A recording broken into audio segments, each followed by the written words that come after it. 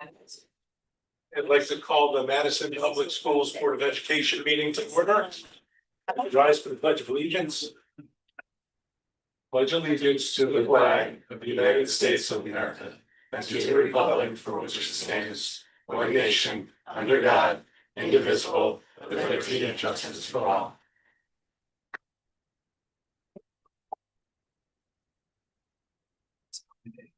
Welcome to spring, hopefully. First spring meeting, I'm being optimistic. Let's start with our school community session. Is there any public participation? Anyone online? Anyone online who would wish to speak, please raise your hand.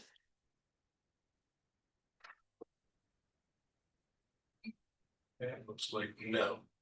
All right. Item 3, the Board of Education Student Representatives Report. That would be Grace and Kate.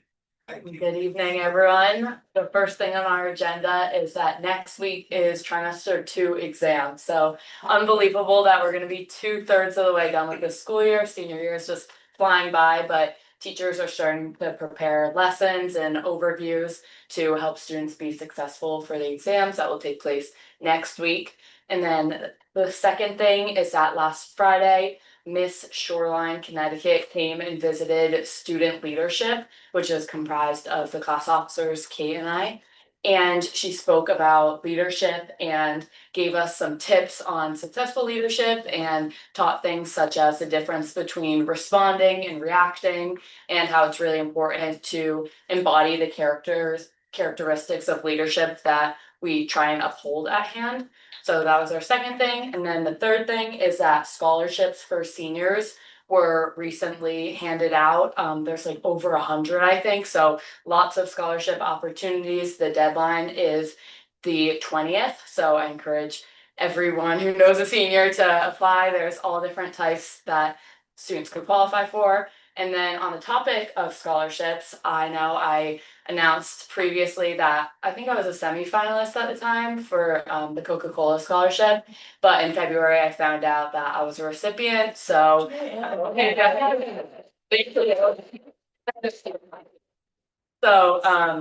that will be an all expenses paid in Atlanta in April because that's the Coke headquarters. I think there were 3 students from Connecticut that I will be joining, and it's 150 across the country. But I just wanted to thank you guys for this opportunity to express some leadership that definitely helped in my application. And then Mr. Salutary and all the staff at hand played a huge role in my selection. So thank you guys, and I'm really excited. Yeah,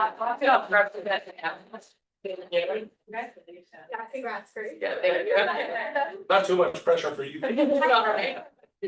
She was like, maybe, no, so I was like, oh. So next up we have, February break was not too long ago, which is a nice little break for students. And I think many students really appreciate that break because it's kind of in the middle of winter. So it gives students time to rest and recuperate. And then the following week, we actually had a bit of a longer break. So it gave students a little more time to rest, which I also think they appreciated, even though I know it messed with a little bit of the scheduling. Our sports teams are also doing super well. The girls basketball just won their states game yesterday at home. So they'll be advancing. And then the boys hockey team has their states game tonight. So we wish them the best of luck and hopefully they will get to continue on as well. And then Vibe is also having an amazing competition season. I know they had a clean sweep last weekend and they have another competition coming up this weekend, I believe Saturday or Sunday they're leaving. But they've been doing amazing and I think their cabaret is sometime in the spring again. So if anyone hasn't seen it the first time, I would encourage everyone to go the second time because I know their show has just, they've been doing amazing and it's a really amazing show. And then lastly, this Saturday, actually, March 14th, HAND is hosting the SATs. So that gives students, and I think from anywhere as well, an opportunity to take the SAT at hand. So, and that's pretty much it. Any questions for our students? Well, I have a question. Why are you still here? You have finals in a couple of weeks. I know. Congratulations, Grace. Thank you. It's wonderful. Thanks. All right. Thank you. Thank you, guys. Yeah. Thank you. Don't forget your kids. Oh, thank Yeah. you. So before you leave, if you can stay for the first bullet point that I have, once I get called upon them, so. Okay, so next, we have the superintendent's report, Dr. Cook. So included with our board recognition is also our student recognition for Board Member Appreciation Month, so March is Board Member Appreciation Month. You know, when I talk to people outside the district and maybe outside the education process, they're surprised about how much time you all put in as volunteers. Always make that point. Sometimes people even think you get paid. And so you don't get paid if any of our new members were expecting that. Sorry to break that to you, but you know, thank you for the countless hours you put in. People see the meetings, maybe they see the meetings, but you know, they might just see the meeting times and things like that. They don't understand the amount of time that goes into prepping for meetings and getting ready and answering questions outside of the, you know, meetings and, you know, getting stopped at the supermarket and things like that, and all the prep you do. So we thank you on behalf of the students of Madison Public Schools and all the great work you do. And I know you two both drink coffee too, so we have something Thank you. as well. And it's a small token of our appreciation. So thank you. Thank you. So many Thank you. words. Part where we dig in. Yeah, feel free to open it up.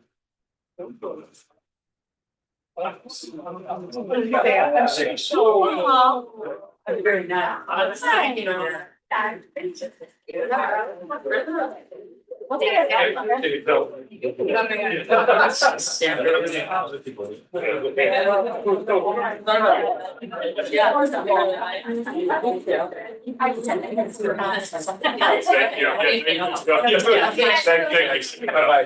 Congratulations, Grace. Thank you.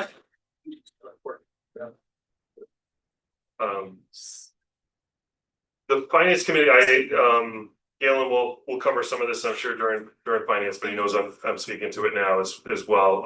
Finance committee met today and reviewed kind of where we stood on some accounts. We have a confusing chart in front of you, so if you still have some questions, feel free to ask me now, or you know, ask us later. I do recognize that it's confusing, but when we're trying to balance things at this time of the year, it's very difficult because we're projecting things like utilities and fuel and a lot of things that are still going on, but we're watching, you know, these accounts in particular very closely. So we wanted to share where we stand with special ed external placement. So these are students that are placed outside of Madison for various reasons. It may be a state placement that the district didn't even participate in, but at this time, we're running a deficit of $245,000. Repairs and maintenance is projected to be a deficit of $50,000. And then, of course, the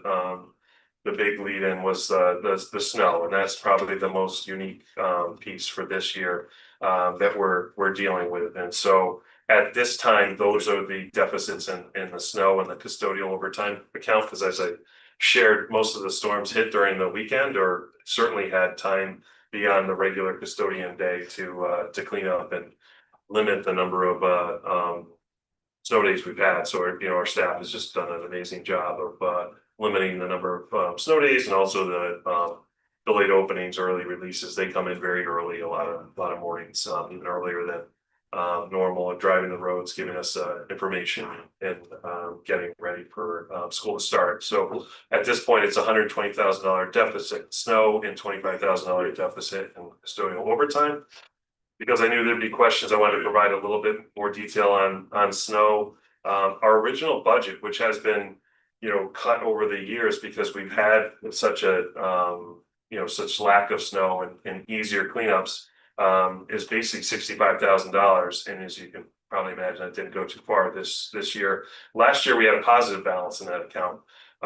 So you know, we had $65,000, and then those are the payments we've had to our outside contractors.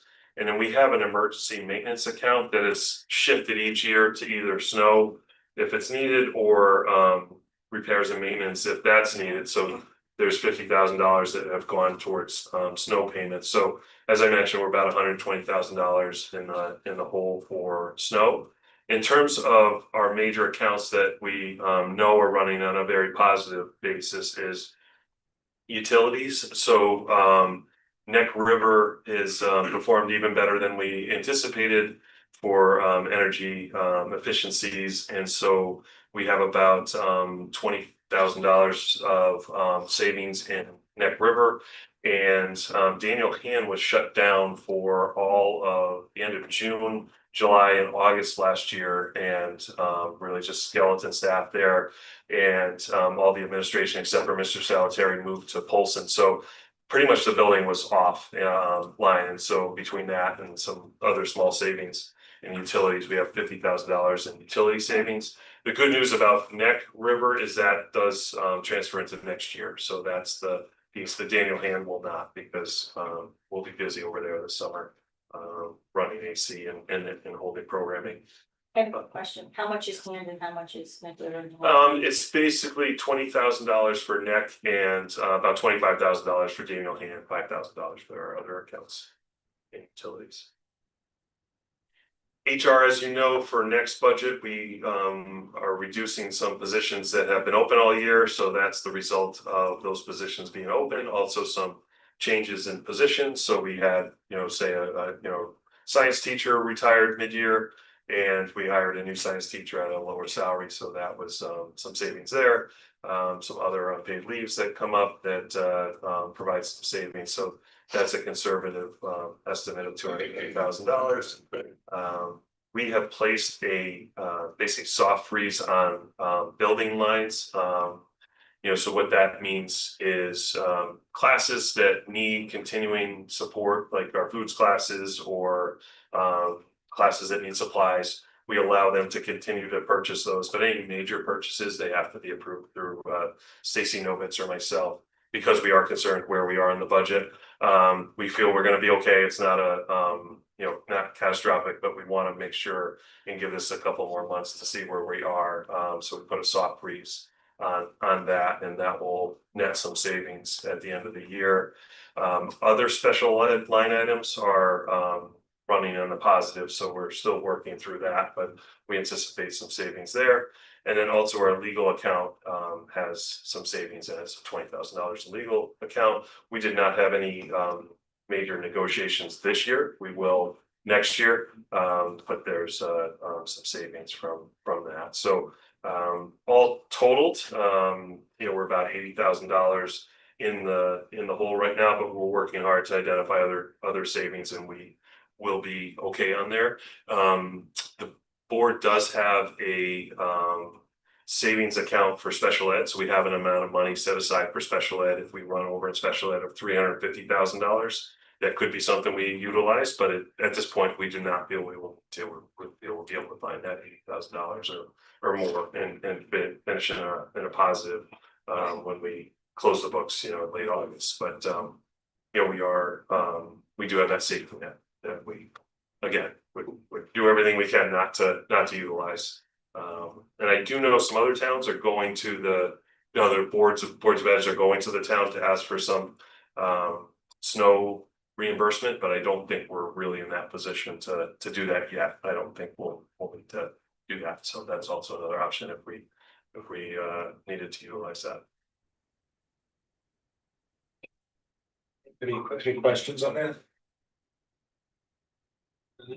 Yeah. All right, my next item is up for a vote as number 10 tonight, is a motion to approve the board mission and vision. I know there'll be some discussion then. I just wanted to remind the board we've been working on this for some time now, and I think we've got a great version in front of you. We've got some feedback from some leadership staff and some staff over the years contributed to this, but it's been about a 2-year project for us to get us to this point tonight to have a vote. So we're excited to get this done and then update the website and all our materials with the new board adopted mission and vision. So that concludes my report. Thank you. Thanks. All right, any board member comments? I have a question. Yeah. The legal line item that you're expecting to take the 20,000 from, what was the original budgeted amount? So we have two, we have one for special ed that is in Liz's accounts, that would not be one, that might be in the TBD. But I believe our total legal is 70,000. 70,000. And then the HR savings, that this is specific to this year. Correct. Yes, and we're cutting some of that for next year already, so that was in the proposed budget, I believe about $225,000. Okay. All right, any other board member comments? Seeing none, thank you.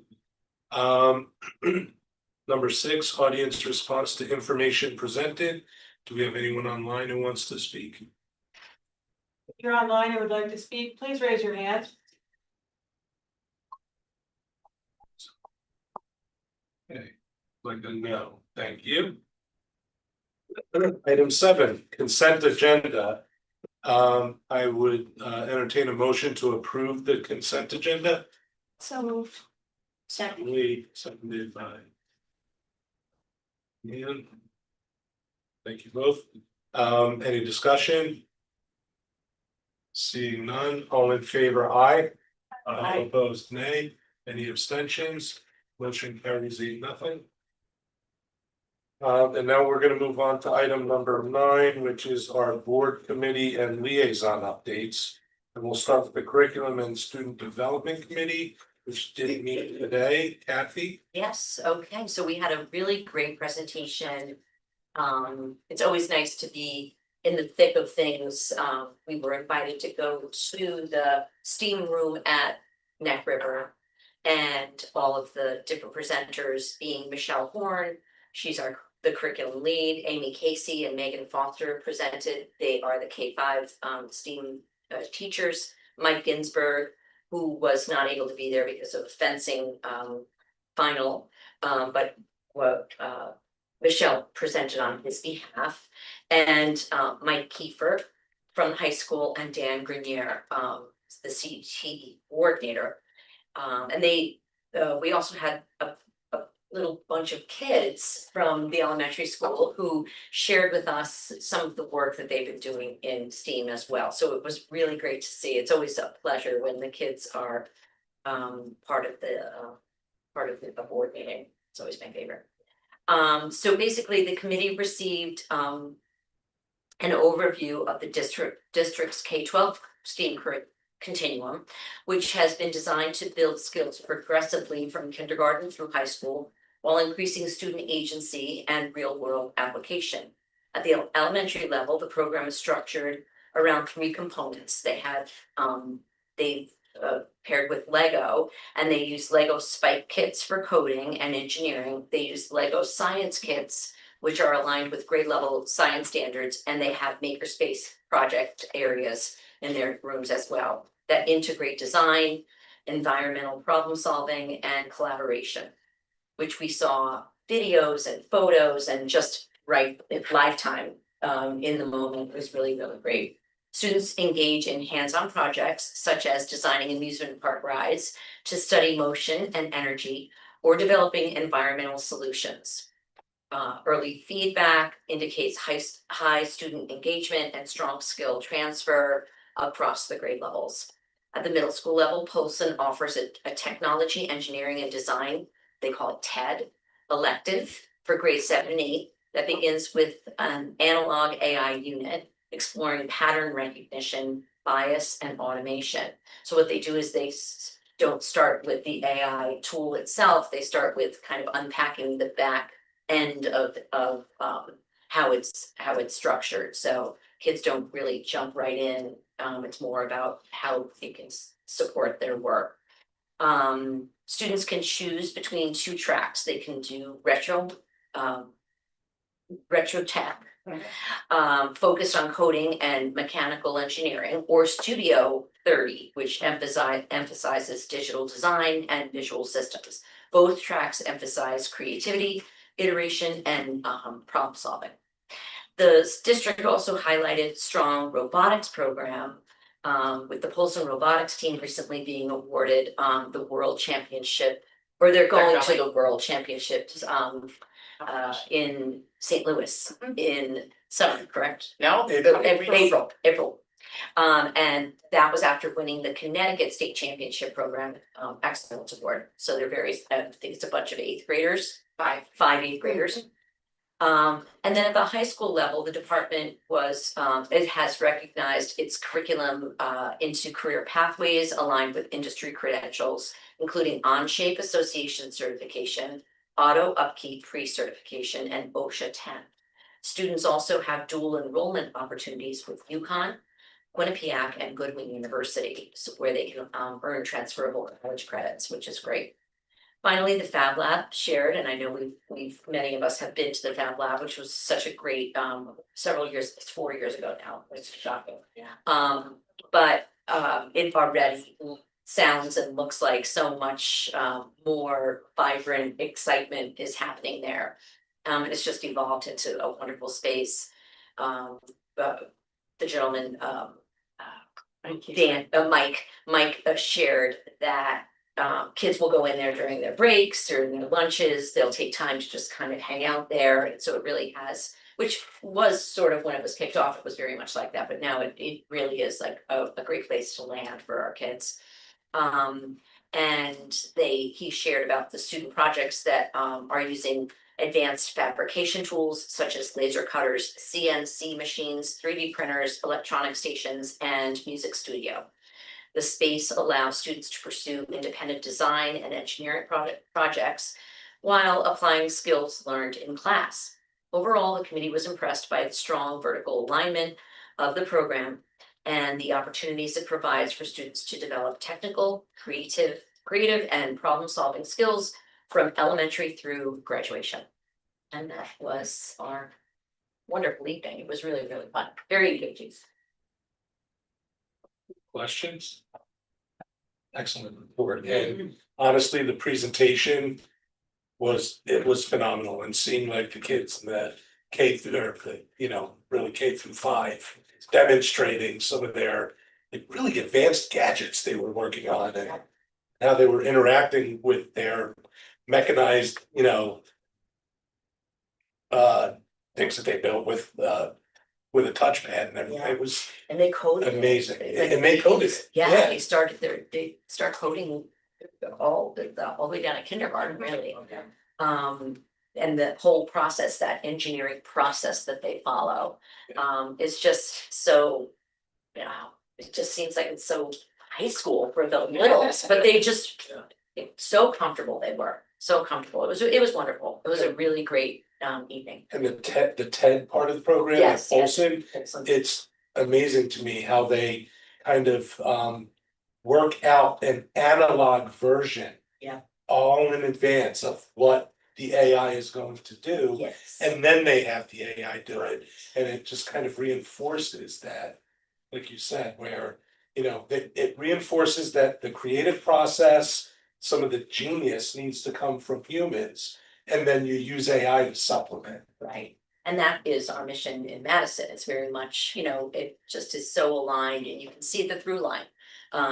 It started with the administrators this summer, and it just goes all the way down to kindergartners being able to demonstrate that mission around what we feel, how AI can partner with us and not be something that supplants our learning, but it's up. So it was excellent. And this is part of the board's current, current initiative, placing a priority on technology, and, the administration and the staff and the teachers and, all the coordinators and the teachers who volunteer in the curriculum development process have done an amazing job so quickly that it really is something to be proud of. They started writing curriculum before they were even hired, Mhm. right? Mhm. They Turned around for it. Yeah, they really just jumped right in last year before the school year even ended to work on the curriculum, so we ready for this year. And, they're just, you can see their investment in the work, but also their love for it. And the kids staying after school on this beautiful day, with the playground noise going in the background, and they were just all in, so it was really, really nice. So excellent report. Thank you. Any questions? I could just compliment Gail on this, because this was something she really visioned and pushed, because she knew how popular it was in grades 4 and 5. And then when we got the reorg opportunity, she saw like, let's do this K to 5, and I think she pushed to the idea that kids could do this at the lower grade levels, because you looked at curriculum throughout the state to see if there was anything out there, it wasn't there, so what did we do? You know, we created our own, so there was a lot of work, so thank you for your vision on that, pushing that. You know, I think some people weren't sure it was gonna necessarily work out, so. It may It help was with at math, home, right? Yeah. Yeah. it may help with math reasoning too, like, it'd Yes. be interesting to see if that. Yeah. increases. Well, it's nice. Amy Casey, she was a math coach with me in Brantford. And so she's very math minded. So she brings that math sensibility to the work every day. So she's always kind of weaving it all together, which is really magical. All right, thank you. Facilities Committee, Emily. No report, we haven't met since our last meeting, we are meeting March 24th. Thank you. Finance Committee, Galen. Yeah, thank you, Seth. We met today and as Dr. Cook outlined, we're taking steps to realize savings and reallocate funds to address the potential projected deficit. We also talked about the 26-27 budget cycle. That's right now under the review of the Board of Finance. There will be a second public hearing of the town budget on March 31st. And the town goes to referendum on April 28th. But Thank you. Any questions? Comments? Okay, thank you. Personnel Committee, Maureen. Personnel committee hasn't. Thank you. Policy Committee, Diane.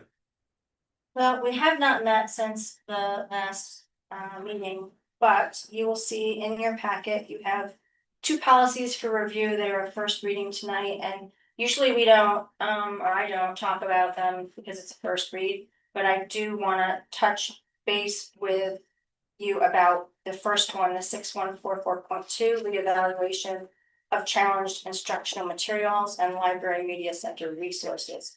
So if you look at your policy summary with Chip and Goodwin's notes, this policy needs to be it needs to be amended and accepted because we need to be consistent with state statute. That being said, this is not a favorite policy of mine. You will find in your packet a note or a message, because the policy committee, when we met, we discussed this policy at great length. There are certain things in it regarding definitions, like who is an individual with a vested interest.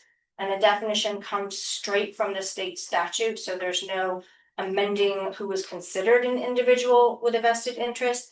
And there are other definitions there as well. And that's, if you haven't been on the policy committee or you haven't been involved in it, there are certain things that you can amend and certain things that you must just accept straight from, you know, either state law, state an act, or state statute. And so definitions are one of those things that when the state says this is the definition, that is the definition. So that being said, you can modify the policy to fit your district. You can modify it a little bit, and whenever we have questions, we ask our lawyers. So one of the questions that the policy committee had was not just regarding the definition of the individual with a vested interest, but whether or not, according to the way the policy is currently written, and I don't know if you've had a chance to review it or not, but this is with regard to who can bring up an issue with, say, a book or a display, etc., in one of our schools' libraries. And so this particular policy addresses who can bring up an item for review, how the review happens, who will sit on this committee for the review, and then what happens afterwards. And so according to this new policy, as written by state statute, only individuals with a vested interest can bring an issue up to say, review this material. And then vested interest is again. A definition by state Defined, statute, yeah. and so it is defined by state statute as a school staff member employed by a local or regional board of ed, a parent or guardian of a student currently enrolled in a school at the time the consideration form is filed, and any student currently enrolled in the school at the time that the reconsideration form is filed. So one of the questions that was brought up in the committee was that as a sitting board member, we are not considered an individual with a vested interest. And so I took issue with that, saying how, is there a way that we can add, not saying that you were obviously not part of the definition, but can we add it to the policy? And so that's why you have a response from Shipman and Goodwin in your packet. And Shipman and Goodwin felt that, no, that we should not a hard no, but they felt it was sort of a conflict to have a board member sitting on the front end and on the back end. So if you read through the policy, if you're a board member and you have an issue with a book and you want to initiate this process, when you follow the process through, one of the persons who sits on the committee is a representative of the Board of Ed. That being said, it would not make sense that it would be the same person. However, if you do read the policy, the people that are going to be sitting on this committee would be the superintendent or the superintendent's designee, the principal of the school in which the library or other educational material is being challenged, or the principal's designee, the director of curriculum or a person in an equivalent position employed by the board, a representative from the board, at least one grade level appropriate teacher familiar with the library material, provided that it is not the teacher that selected that material to be reviewed. A parent or guardian of a student age 13 years or younger enrolled in the district, provided that the parent or guardian is not 14. I have 13. It's line 161. That must have been changed. I have mine from my policy committee meeting, but okay, I'll have to see if it's 13 and 14. I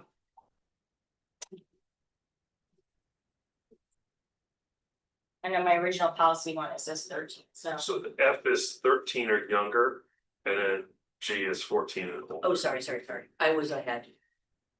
A parent or guardian of a student age 14 years or older enrolled in the district, provided again that the parent or guardian is not the person bringing an issue. And a certified school librarian employed by the board or employed by another board of ed in the state. So that's a lot of people on the committee. So they felt that if the board member is on the committee end, then a board member should not be on the other end. So my response to that, and I'm just bringing this up because I want everyone to think about it while it's still in the first read. Because at the next one, it will be an action item to be voted on. And so I felt it was inconsistent, Shipman and Goodwin's response, and that if a teacher, any teacher, can bring up an item for review, there is also a teacher sitting on the committee. And so any staff member, which could be a librarian, it could be, and I'm not sure, would an administrator be considered a staff member or no?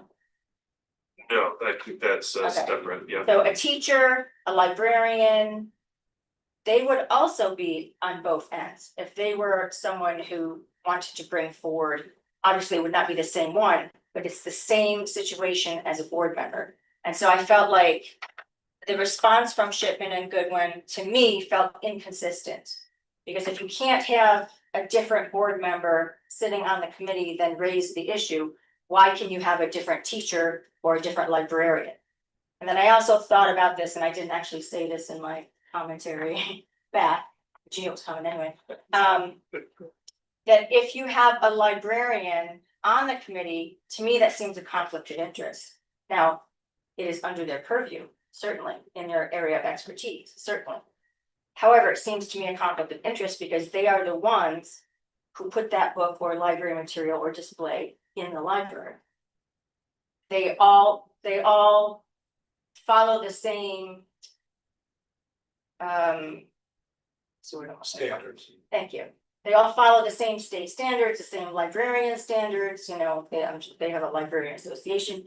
So to me, that's also a conflict of interest. And so I think if I was like, Joe Schmo of, this town of Madison, I would look at it and say, isn't that sort of putting the fox in charge of the hen house? Like, if you picked it, of course you're not gonna say there's something wrong with it. And so to me, like this whole policy is just a little, I don't know, it doesn't sit well with me. It just seems inconsistent front to back. It just feels a little bit though, like we're making an assumption that they wouldn't be able to have a collaborative conversation to come up with what would make sense. So there's- Expertise. right, so they do have way more expertise than someone on the board that But I does think not it's have that background. also making an assumption that a board member couldn't be someone who could bring up a problem with a material in a library or a display or research material, whatever, and that another board member couldn't also sit on the committee. So I just felt like, in my mind, although we must adopt the policy, it does not have to be exactly how it is written right now. And the reason that the policy committee brought it forward is because it was such a big discussion on the committee that we wanted it to be a big discussion at the board level and involve all the board members. And so I just wanted to give you this sort of background information of what went on in the committee and why we asked Shipman and Goodwin and Shipman and Goodwin's response. And then my response to them, which I did not send to all the board members because we don't want illegal meetings. So that's my bit about that. So I would just say, read it, think about it, analyze it, go and read the state statute if you want to, whatever. And then at the next meeting, we will be voting on this and I'll probably be emailing them to put that something. And I would Yes. like to just kind of, Yes. and point to some other portion of the discussion Yeah. that we had, and also raise, in fairness, raise a new point, since you gave My a perspective. fair rendition of some of the issues. But I think you also kind of pointed toward your preferred, which is fine, totally legal, for you to point to your preferred way to handle it, which is to modify the Shipman and Goodwin recommended amended version. Which is not something that we don't do. I mean, Yeah, we no. often do that. Absolutely. When I read the policy, I felt that it was entirely consistent with Shipman and Goodwin's other policy recommendations, where they tend to always point out that where the Board of Education can end up sitting as the final arbiter of something, you get a panel of Board of Ed members who have to decide, residency, expulsion, staff disciplinary action. In all those instances, Shipman and Goodwin has always taken the position, and is here as well, that the board should not also be involved earlier on in the process, because it's gonna be expected to sit in kind of in an appellate tribunal role. And so now the tribunal role here is limited to ensuring that the committee process worked properly, right? It's not substantive, Yeah. it's procedural, but the board still would have to sit in and make that final determination. So I do feel that it is entirely consistent with Shipman and Goodwin's other past recommendations and their general stance on board involvement in state mandated tracks and processes. But to be clear, the board cannot overrule the committee's decision. It's not like the committee comes to They a, can in effect if they find that the decision happened after the proper procedure. but that's about procedural, following procedure. It's not about substance. So my point is that the committee reviews everything and comes to a determination. And the only reason that the board, as a board, would get involved is if there is an issue with, did they actually follow the procedure correctly? Yeah, so the board doesn't get an overrule or a Yeah. veto, Correct. absolutely, granted. But that leads to my next point, which is the new point that I didn't raise at policy Oh, good. committee, but it occurs to me that the legislative purpose of of the statute that gave way to this policy is to balance the interests. You know, we all know that there has been a spate of uh community members questioning library and class assignment materials around the country over the last maybe 5 years, right? And it's gotten in some instances, including in the town right next door, Guilford, it has gotten very heated and very overblown. And so the legislature is trying to balance the interests, and it put forth and it adopted a statute that attempts to balance the interests by taking expertise, community voice, and limiting it to folks who they consider having a direct stake at this moment in time by virtue of the fact that they have children in the school system, right? I can understand that. My kids all graduated and I don't have kids, so I don't have a direct stake, right? And I accept that, even though that means that I don't have a right as a citizen to question the expertise of the school district in putting forth you know, the books that they're using. in But this I would make space. the point, Yeah, which I did, but I'll make it for everyone. Is that in my feeling, if you are a citizen, a voting member of the town of Madison, then your taxes pay the school budget. And so then I think you do have a vested interest in whatever happens at that school, regardless if it's your child at that school, your grandchild at that school, or maybe you're an alumni of that alumnus of that school. So my way of thinking even from the beginning, I didn't like the fact that it excluded the voting constituents of the town of Madison. And when I went and looked at the Association for School Librarians and their comment regarding this particular piece of legislature, the statute, which they were in support of, they actually said like that it includes the town, like the people of the town. But the way that this is written, it does not. And so, and I would go as far as to argue that, you know, the children of our future. So it involves and impacts everyone, what they are exposed to, what they are taught, etc. So if you want to take, you know, that sort of, you know, devil's advocate approach, I would say that this should be opened up not just to who they are saying is the, you know, individual with a vested interest, but I think any voting citizen of the town of Madison who pays taxes and for the Board of Ed, for the education system, I think they have a vested interest, and that's my own personal opinion. But again, this completely excludes them. It excludes grandparents. it really doesn't. And that's a slippery slope argument. Like, because do we really think it's in the best interest of education in town to have every tax-paying citizen or elector being able to to join a process of the Board of Education, as opposed to, they can come and comment. They can come in, we have open public comment at our meetings. Somebody can come in and say, I don't like this book, I want you to consider it. Now, that doesn't spark the process, Right. but there is a process, and I would argue that any taxpayer or elector is too attenuated an interest compared to what the legislation tries to do. And maybe it'll get shot down if it's appealed to the state superior court, Supreme Court.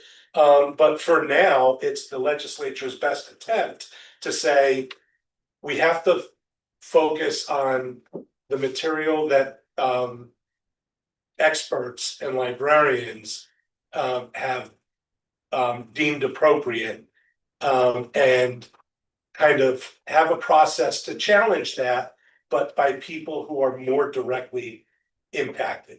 So, you know, I understand your concern, and I even tried to find ways to meet you halfway at the policy committee and say, well, maybe if we did this, maybe if we did that, and we presented those to Shipman and Goodwin, wiser than I am in the area of education law, basically said, can't do that under the statute. So I'm sorry, Lisa. did you- Just a quick question. Sure. Is there any consideration about how a board member came to understand a problem that maybe one of the a townsperson would have? If we get phone calls, if we get personally, if we get phone calls or emails or such, is any consideration given? Not under, admittedly, not under this Okay. proposed amended policy, and that's, I think, what Diane is expressing. However, there's nothing keeping any taxpayer, elector, or even just a resident who doesn't vote and doesn't pay taxes in this town to go to somebody who's a parent and say, I have a problem with this book. Do you have a problem with this book? And have them be the sponsor of the process Mhm. to initiate the process. So it's not, So my point was just, I wanted to, and I knew you would jump in, I wanted to bring our discussion from the policy committee to the board level so that you would have time before we actually vote on it, to think about it, digest it, read it, get your own opinion on it before we actually vote on it, so it's not like okay, now we're voting on it. So that was the point of that, so I would say read what Shipman and Goodwin said. And if there's anything that happens before the next meeting when we vote on it, we'll figure out how to share that, that's good. Okay, so that's the first policy. And then there's 5060.1.2 non-residents, which is for a first read, and we don't need to discuss that. Then you have two policies that the policy committee recommended to bring to the board, waiving the second read. So this is the first time and last time you see it, as long as everyone is in agreement and votes that we can waive the second read. And that would be policy 3240 non-resident admission and tuition fees, and policy 5120.4.2.5 procedures for reporting child sexual abuse and sexual assault. And you will find the notes from Shipman and Goodwin also in your packet. That is my report. thank you for raising the nature of the concern that was discussed at the policy committee. And we can have another discussion about this before we vote at our next meeting, but that was good. Any other questions for Diane? Or comments? If we have a comment on the library policy, should we make that now, or do you want to hold that? Until You can do it now since we had a discussion. and we're Okay, still I just, to bring in a different perspective, more of an organizational structure perspective, it seems to me, allowing board members to bring this complaint starts to muddy the water between the board's role in a, management versus, the word slipped out of my head. Governance, a management versus governance perspective, and so if we start allowing any board member to, pick and choose books that are in the library or displays that are, in the school, seems to me like that's maybe not the route that would be wise to go down in terms of the board's involvement in the day-to-day operation of the school. Unless the board member happens to be a parent with a child in the district at the time. But then they're doing it. Then they're doing it in the capacity as a parent, not as a. So it's interesting. It's really an interesting debate. So thank you for, yes. go ahead. Just sort of related follow-ups, is there anything like this related to like our curriculum? Like a parent can, like, I'm wondering, would you have the same requests that any person in town can request that we change a lesson in the curriculum? So Like it's. I'll call on Gail to help me out with this, but that was years ago, and I think this district had, even prior, you had the requirement come in that you have a curriculum committee where the curriculum goes through, so parents have the opportunity to do that. We're the most transparent in terms of the library books and also books in classroom, assignments of, having so many choices, and so that's the piece that, where we give parents options. So, if a student is in ninth grade English and they go home and they have the option of 10 different books, the parent can be involved in helping select the book that the child selects. I think the most recent legislation is actually requiring districts to make curriculum transparent, which we have done for a decade. So we're well in compliance. We're actually more compliant than what the legislation requires. And the other piece that's kind of interesting is the legislation also speaks to some very specific health curriculum that can be opted out of. And that would be the curriculum that is probably most flexible in terms of options. So we send home notification by those. Yeah, there's just a certain number of. And then it's just one more piece to this, even though we're discussing about like, someone has an issue with something, how many times have we had an issue with something? I mean. I think that's a great point. That was the two pieces I wanted to add was Gail's been here longer than I am. We have a current policy that, allows for, an appeal. And remember, these are books in the library. These aren't books that are part of the third grade curriculum or anything like that. These are books that the child and age dependent parents are, have access to see what their kids are checking out or see in their book bag and things like that. These are things in the library, not as part of the curriculum. And I think the other piece too, to add to Diane's homework that she gave you, the legislation's intent was to exclude the public in this. So that's what this was about. That's why that, Shipman is saying not to include that piece or board members. That's the intent. I spend, all summer talking about to people, anybody who listen to me about all the legislation that comes through that I can't stand, so like, that happens every year. This is something that they were trying, I think, to help districts who've been really struggling with issues with public challenging, library materials and spending a lot of time on that. And, so they were trying to help in that respect. I think it had a lot of discussion. It was not something, Madison asked for. We haven't had that issue, but we've had people ask about books as part of our curriculum and we've handled those requests. Yeah, I believe there's a presentation that happened in 2022. Yeah. On library, how the library collection's curated and also the policy and the procedures that go with that, along with the Q&A, and that's been posted since 2022. And again, in an effort to be very transparent to the public about everything that we do and how we do it. I mean, this might even just be more like an exercise in discussion because we don't really have people that have opposed things. I mean, there have been some minor issues in the past. I remember it was a display or something, but it was like a flash in the pan sort of thing. And I think it's a credit to our transparency and also the choices we give students too. So there's a lot of, you have to read this book like when I was in high school. So anyway, I just want to say, I'm on the policy committee and I understand your point of view, but I'm on the other side. I'm comfortable with it the way it is and not inviting in the general public for the reasons others have shared today. So I just wanted to share that. oh, and as another note, we pretty much do have to pass it. Because we have to be compliant with state statute. So Do you want to wait the second reading? yeah. I might as well. But I mean, when I say it must pass, the part that is exactly the way the state statute reads must pass. And so, I mean, you are allowed to finesse it or whatever, but think about what Chipman Goodwin said and what we discussed and that sort of thing. And then we get to do this again at the next meeting. Thank you, Diane. Thank you, everybody, for participating in that debate. Learn liaison, Galen. Our next meeting is this Thursday. I will report next time. Okay. We have a special report today that I get to give. It's for the Town Ad Hoc Facilities Committee. I've been serving as the liaison for the past year and a half or so. So I prepared a report to read into the record. It's a little bit lengthy, but it will cover a lot of ground. And as you know, I forwarded to you all a report that the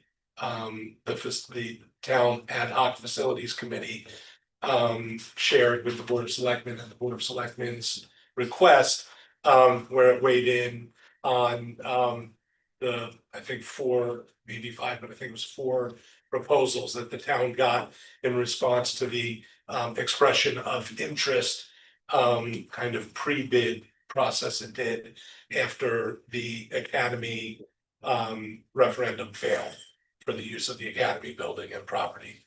So that is some background to this report. As you will recall, the Board of Ed has had a liaison to the Town Ad Hoc Facilities Committee, and I have been serving in that role. As a reminder, the Town Ad Hoc Facilities Committee was formed a couple years ago in an effort to ensure better long-term capital project planning. there was a feeling among the leadership that it would be wise to apply a thoughtful planning process that would convert a reactionary approach into a proactive approach for considering the interconnected puzzle pieces regarding town facility needs. For example, when the Board of Ed closed Jeffrey and Ryerson, the committee became involved in planning to determine what potential uses those buildings could have for the town, if any. Because the Board of Education owns several buildings and properties, it's important for us to have a liaison to this committee. The committee started off initially, when it got its charge, by taking an inventory of the main buildings owned by the town and attempting to ascertain the use patterns of those facilities. At the same time, it performed an inventory of the many pieces of land owned by the town. After the committee reported on those last year, it turns its attention to proactive planning in two areas. On one path, the committee is looking to see if there are any properties that are developable to determine whether it makes sense for the town to develop those properties, or alternatively to consider selling those properties for development, such as potentially workforce housing, for example. On the other path, the committee seeks to support the town in determining how to proceed with several capital projects that the town needs to address moving forward. For example, the committee offered its opinion on which of the recent expressions of interest would represent the most compatible uses for the Academy School property in the aftermath of the failed referendum to complete the community center project. I shared that report with you all via email recently. Significantly, the ad hoc committee was recently tasked with helping survey options for the potential reuse of the Jeffrey and Ryerson buildings. The committee hired a consultant to determine whether and to what extent each building could be adaptively reused. Not surprisingly, the committee's recommendation is to move on from Ryerson, favoring demolition. The next question it is considering is what to do with the Ryerson property. As a board liaison, I provided feedback that our demographic projections indicate a slow but steady increase in student enrollment on the horizon. And Dr. Cook has observed as well that we are outperforming the projections in that regard at present. So our housing stock is such that baby boomers who downsize will be selling their 4-bedroom homes to families largely with school-age children. Plus, there's the possibility that the state will mandate preschool in the coming years. As such, I recommended to the committee that the town keep the property as a location for a potential school should one be needed sometime in the next decade or so. Even if the town decides to sell that property, I recommended that it sell the property for a use that is compatible with the neighboring Brown School. Peter Anderson, our facilities director, pointed out that the access road is technically owned by the Board of Education, so it might not make sense to sell the property to a private entity from that perspective as well. So you're told. Stay tuned for the final disposition of that property, but it seems likely it will remain a town-owned property on reserve for future town, potentially educational use. As for Jeffrey Elementary, the recommendation of the consultant is to make adaptive reuse of that building. There are several town needs currently and over the next decade that would fit well in the remodeled permanent portion of that building. For now, the concept is to demolish the portable classrooms section and house Madison Youth and Family Services in the northern section, occupying about 10,000 square feet on the Green Hill side of the building. That would leave the gym and library side of the building, the current offices and cafeteria accessible from the main entrance, and all of the other classroom space around the western and southern sides of the main building for reuse by the town. The committee learned that there may be a need for some additional space for our district central offices operation over the next decade. So it is considering the potential relocation of the Madison Public Schools central offices to Jeffrey. I want to emphasize that no decisions have yet been made and that these are only conceptual plans for the time being. However, the committee has asked that the Board of Education take a vote on whether it supports considering this concept moving forward.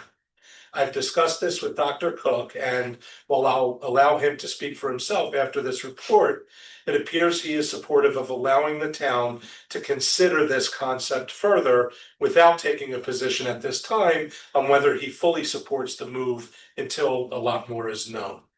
As a result, I'm asking that this matter be placed on our agenda for the March 24th board meeting as an action item to vote on whether we support moving forward with further consideration of this potential district central offices move.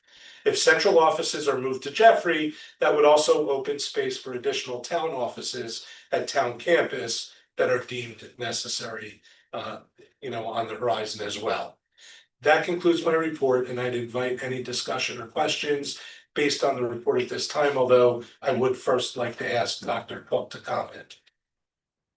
Thank you, Chairman Klaskin. The board probably has recognized I've been a little uneasy kind of with this discussion. I keep checking in with you to share that I've met with the committee's leaders to talk about central office and central office needs and perceived needs and things like that. So I appreciate the fact that it's been put on the agenda tonight and some direction. The next step that I've been asked to participate in is to have the department leaders, assistant superintendent, to meet with the committee to kind of talk about their space needs. And so I'm fully on board. I don't think that that's an unnecessary or unreasonable request, but I just wanted the board to be aware that this is going on. As superintendent, this space does work for us. We're a little cramped. We could certainly use some more space, but if you told me I had a limited amount of funds, I would probably be looking at putting those funds towards either Polson. I also have a NEAST report that gave glowing remarks to the high school, but also said you should be looking at a auditorium facility or the gym, see if there's any options there. So I think those would be more on the top of my list versus offices. But if the offices, make sense in terms of a move for the town, certainly willing to do that. I just didn't want to waste staff time. And then also I've had some citizens and politicians in town say to me, so the board wants to move to Jeffrey, and I'm very clear that what our role is in this, and so I wanted us all to be on board with that and have you ask me any questions. I know I've had one board member who's not here tonight mention to me several times that she has a different idea for Jeffrey, and so I know she'll be here next meeting to be able to voice those thoughts too. So I think that that's important. The board hear from Mary Ann on that, but I just wanted to have that discussion. So thank you for putting that on. And as I said, I think every superintendent in the state would say this too, is that I think the first preference when you have a workable central office, and I know not all districts do, but when you have a workable central office, is to go towards the schools and provide some upgrades to there. So we have a full Polson project going on, and I think that at some point down the line, I know we just had a past referendum that's been very successful in it, but I would like to look at what the needs are, possibilities are at the hand too. Thank you. One of the things that I think about, we share people.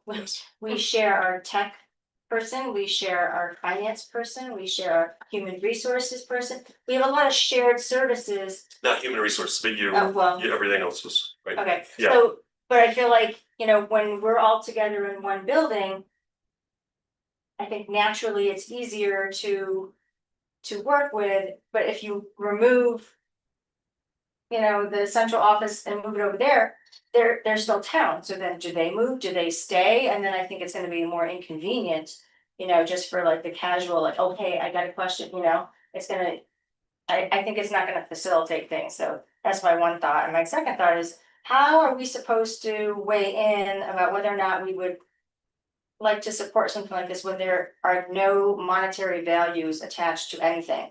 Because one of the things that we talked about when we said we're taking these schools and making them offline for us and building a new school is because They are old, they require a lot of renovations. And it is my understanding that once you change the purpose from a school to something else, now they're gonna have to meet all sorts of new codes, which is all sorts of new money, and that money consideration is always a consideration for the members of the town of Madison. And that's my first thought, so like, to me, it doesn't make sense at all. Well, at first blush, absolutely, I agree with you, like, as a taxpayer, to just hear that in a vacuum. But, the ad hoc town facilities committee is considering all the moving parts and not just potentially moving. No, I realize The that, district but they're not offices looking at there. any sort of financial aspect. And they are, They are. yeah, I was gonna add that information as well, and this may sound staggering to some people, it may sound to other people like. Sounds reasonable to move a whole section of town offices over to a new building and have to refurbish it. The quote from the consultant was it'd probably be somewhere in the neighborhood of like $20 million. Right now, that may sound like, yeah, that may sound like a lot in terms of we just spent, on schools renewal. But this is something that first of all will be phased and, probably will be what the project would start on the downslope of the borrowing for the schools renewal project was mentioned at the meeting. And certain other considerations where that's the reason for the ad hoc town facilities committee to begin with, is to try to fold these things together phased over time, over a longer horizon, much longer than the 5-year CIP project prospect, that so that we can start to determine how you manipulate these so that you have a relatively stable tax impact. So that, yes, 20 million sounds 20,000, 20 million may sound, a bit staggering at the moment. But when you consider what the town gets for it and how the town will fold it in so that it fits in without spiking tax consequence, that might be a little more palatable. And on top of all that, we're not asked to make a decision should the district offices be moved to Jeffrey. We're merely being asked to vote on whether we support at least allowing the town to move forward with exploring this concept further. So. And quite frankly, if we vote no, that doesn't stop them from doing it either. Yeah, I know, it It seems like just- sort of a, It, why bother have us vote, we don't really have a say in that, the town essentially owns the property. So we're not using it for the schools, I don't see how that. well, if we imagine that, if we have increasing enrollment again and we need more administrative, offices and. You can imagine that there might be a scenario where we outgrow the current central offices. It might actually be in the board's and the district's best interest to consider maybe moving, when you see what the plan ends up being. And well, it may sound like a hard sell now, but it also fits in with the fact that the town is already saying it needs more office space. So where's it gonna put its office space? And does it make even more sense for all the town offices to remain in one building? Even though we have a shared, 2 shared administrators. I just don't understand why they're even asking us to weigh in, because it doesn't really matter what we say, because they're gonna do what they want. That's their job, that's not our job, we're doing our job over here. Well, I think, Because it's. honestly, I don't think Greg felt comfortable. Like offering more time and energy to the project, which is what it would require from his staff. He's a little busy. If the board didn't at least weigh in and say like, yeah, you can explore it if you want, Yeah. So. Anyway. That's And- it. and Everybody does. I know it may seem like this is being imposed on us, but it's more in the nature of we're being asked to just kind of give our blessing to at least looking into it. And I asked a question about money too, and I was told what Seth said, but also this gives them an opportunity to kind of define that, like kind of, refine that a little bit more down to what exactly it would cost. So they meet with Gail, and Gail would say, these are the needs that, my department has, and she has one of her staff members in a conference room now, so I imagine she would want that person closer to her and things like that. So like, that's the piece, that's the crossroads where I'm at, and so I just wanted some direction too, and I also wanted to have that discussion with you, so if somebody asks you, as a superintendent looking to move to a $20 million building, where I stand on that. Not necessarily, and he didn't ask for it in the first place. Yeah, no, so all right, I don't wanna spend too much time on this, we have a little bit more stuff to go through. But thank you very much for listening and for considering this, and it'll be on the next agenda as an action item. Thank you. So now we move on to the exciting action item portion of the evening. Action item 10, I need a motion to approve the board mission and vision, and then again, we'll open it to discussion once I have the motion and a second. Do I have a motion? Emily, do I have a second? Second. Maureen. Maureen. You. All right, so we have a motion and a second, so I'd like to open this discussion after having already heard Craig give his presentation during the superintendent's report by reading a letter that Stephen Pinn, our esteemed recent board member, asked me to read into the record at the outset of this debate. This is a letter to the Board of Education. Esteemed members of the Board of Education, this evening you will consider and vote upon the school district's mission and vision. It is required of all boards of education to revisit this guiding document within a 10-year time frame and determine if it best serves the community. The mission and vision is of great importance in that it defines for the community the core beliefs that guide all of the efforts on behalf of our young people. It further serves as defining the focus for all the teachers and administrators in their noble day-to-day work. Lastly, it is of the greatest importance in serving as the template against all of the board's decisions and actions, and a reminder of the ultimate outcomes those actions serve. From the very beginnings of public education, there have been competing ideas as to its mission. One such idea is that public education need only offer opportunity for learning in a one-size-fits-all model and identify those that excel and those that don't. A competing idea is that all students can learn, and it is the responsibility of educators to adjust their practices to reach every student and guide them to the same high learning outcomes. Madison boards of education have for some time seen as its mission the pursuit of nurturing the potential of every student. The pursuit of that idea has taken this district from one that had underperforming schools according to the state to one in which all of its schools are schools of distinction. The mission and vision that the board will consider this evening resonates with the deeply held beliefs of the teachers and administrators in their desire to serve every child and what parents in the larger community expect of our school system. It is my hope and confident expectation that the board will not only approve this mission, but embrace it as the guiding document for the board's continued good work. Respectfully submitted, Stephen Pinn.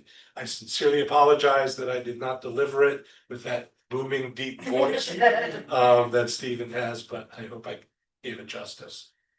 And with that, I'll open this up to discussion. This particular version has been shown to administration. Administration, we, previous versions had gone through different committees.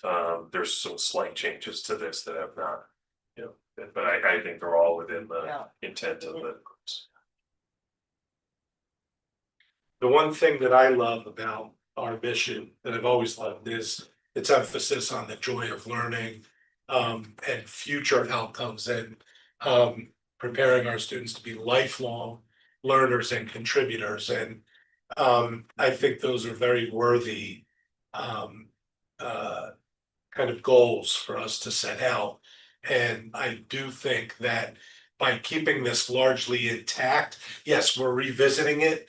We're gonna vote on it again, but I think it was so forward thinking when we adopted it, maybe, a decade ago. It's because it continues to serve the community that I supported. And I still think it's forward thinking, and I still think it captures really the large sentiment among our teachers and all our like even our custodians. Like everybody buys into this. Our curriculum is all about this. Our curriculum is mapped to this, right? So on Gail's behalf, we don't want to mess with it too much because then she'll have to remap all the curriculum. Jokingly, but seriously, we are a very mission oriented and vision oriented organization as a board and as a district, and I love the way it is restated slightly, but largely intact. It is a very different version from the one 2 years ago at the board retreat Yeah. that I hated. So this is much more concise and I appreciate that. Okay. And I'm all right with it. Just talk to the people up in Hartford for you. Any other comments? Questions? Couldn't say it better than Steven. Yeah. Absolutely. Even though I couldn't say it as deeply as Steve. No, but I agree with what you said. I especially love the part about where it should be joyful. And I've always felt very proud of our mission and vision and still do. I support this. All right, so the motion is open. I'd like to call the question. All in favor of approving the revised board mission and vision? Aye. All opposed, nay. Any abstentions? Motion carries 8-0. Thank you all. Action item 11. I need a motion to approve a donation from Madison Cultural Arts, Inc. to Madison Public Schools in the amount of $2,500 to support student access to the arts. So moved. By Yan, seconded by Kathy. Thank you. Any discussion? I mean, obviously wonderful. Thank you. Yeah, I do. I think it's very generous. What, how is that realized? Access to the arts, like tickets to events, supplies? Because usually they're very specific about how they're used and this to me is a little vague. It's very open-ended. I mean, which is no problem. Jim Newton actually came to see Zoe and said that he wanted to contribute, and she said, please give us a check. They were very open and very flexible, anything that supported arts, particularly Well, that's- performing arts, they were happy to support. That's doubly generous of the donor. Absolutely. I like give that flexibility. And it is conditioned on the schools agreeing to report the use of the funds, the amount expended, the use and the balance to the MCA annually. So it's open-ended, but they want to make sure that, it's being spent on art and Right. the arts and. Well, it is more specific though. Yeah. It says cash donation to provide aid to students so they may be able to access and fully participate in the arts offered by the Madison school system with a first preference to those with financial need. So it is a little more specific. Doubly generous. Yeah. Thank you. Thank you very much, Madison Cultural Arts. Any other questions or comments? Seeing none, all in favor, aye. Aye. All opposed, nay. Any abstentions? Motion carries 8-0. Thank you. Action item 12. I need a motion to waive the second reading and approve the following policies. 3240 non-resident admission and tuition fees. Policy 5120.4.2.5 procedures for reporting child sexual abuse and sexual assault. So moved. Diane, do I have a second? Second. Maureen? Just to be clear though, that the number is changing. Yeah. It's changing to 5120.6. You have to vote on the old number, because that's the existing policy that we're changing, but Oh, the okay. revisions, it will be the new number. Gotcha. Any other questions or comments? Seeing none, all in favor, aye. All opposed, nay. Any abstentions? Motion carries 8-0. Thank you. Action item 13. I need a motion to approve the minutes of the February 10th, 2026 Board of Education meeting. So, Thank you. So second. Jessica and who's second? Okay, Diane.